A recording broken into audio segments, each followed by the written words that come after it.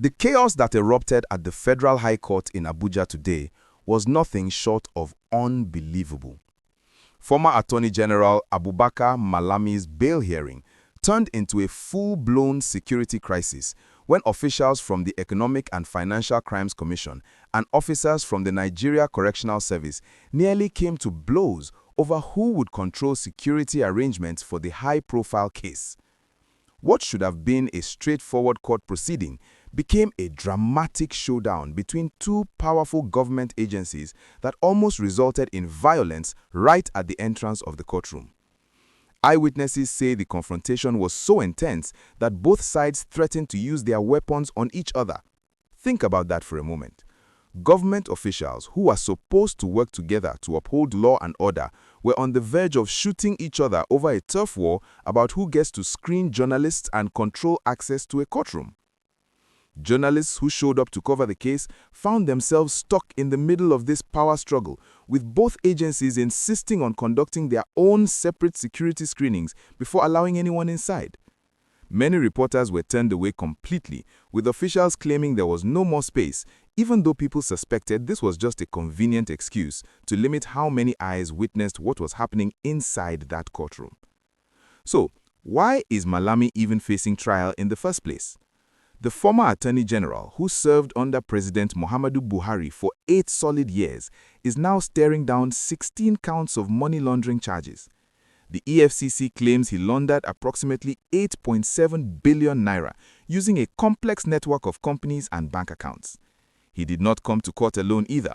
His son, Abdulaziz, and a woman named Asabe Bashir, who is linked to his company, Rahamania Properties Limited, are also facing charges alongside him. According to prosecutors, these 3 individuals worked together to hide money that came from questionable sources, and they did this repeatedly between 2015 and 2025. The prosecution says Malami moved massive amounts of cash through companies like Metropolitan Autotech Limited and Mitak Hotels Limited. Over 1 billion naira allegedly passed through Metropolitan Autotech in just 1 year. But the money laundering allegations are only part of the story. The EFCC also accuses Malami of using these illegal funds to purchase an astonishing collection of properties across Nigeria. We are talking about 41 different properties worth more than 212 billion naira. These include hotels, schools, factories, and expensive residential buildings in prime locations across Abuja, Kano, and Kebbi State. When Malami first appeared in court on December 30th, he stood before Justice Emeka Nwite and entered a plea of not guilty to every single charge. His legal team, led by Joseph Daudu, who is himself a senior advocate of Nigeria, immediately asked the judge to grant bail right there on the spot. But Justice Nwite was not having it. The judge explained that fairness required giving the EFCC time to properly respond to the written bail applications. So, instead of going home that day, Malami and his co-defendants were sent straight to Kuje Correctional Center to wait for today's bail hearing.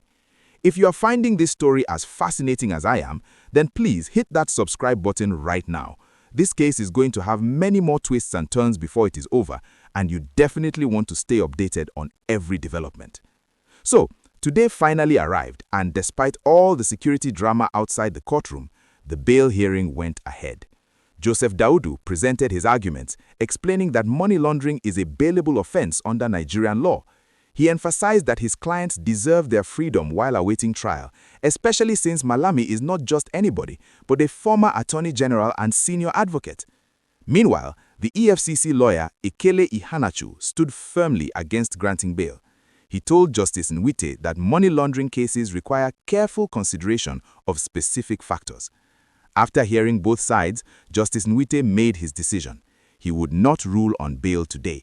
Instead, he adjourned the case until January 7th, which means next Tuesday. Until then, Malami, his son, and Asabe Bashir will remain behind bars at Kuje Prison for at least 5 more days. This case matters to every Nigerian because it involves someone who once controlled the entire justice system. The irony is not lost on anyone that Malami himself was responsible for prosecuting corruption when he was Attorney General. Now, he stands accused of the very crimes he was supposed to fight against.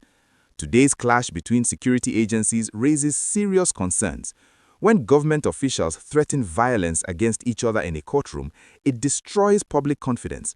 What is your take on all this? Should former officials get special treatment or face the law like everyone else?